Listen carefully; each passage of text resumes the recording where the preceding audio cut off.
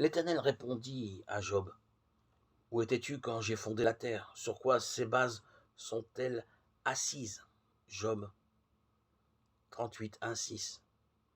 Ton regard a-t-il pénétré jusque dans les vastes espaces de la terre? Dis-le si tu connais tout cela. Job 38, 18. D'une rubrique scientifique, nous extrayons ces mots. Ce qu'il y a d'étonnant dans la recherche de nos origines, c'est qu'une réponse à une question amène aussitôt une autre question.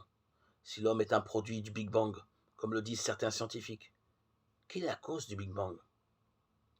Jacques Monod, inaugurant sa chaire de biologie moléculaire au Collège de France, a déclaré que l'homme avait émergé par hasard de l'univers matériel.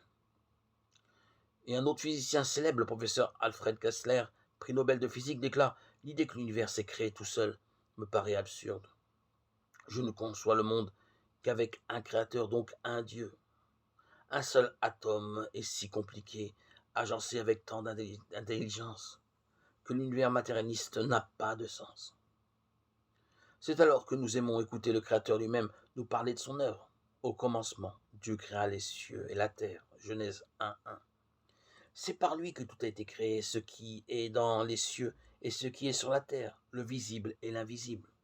Colossiens 1:16. Mais écoutons encore ce que Dieu annonce dans sa parole. Un jour, les cieux passeront avec un bruit strident. Les éléments embrasés seront dissous. 2 Pierre 3:10. Entre les deux s'inscrit notre propre histoire.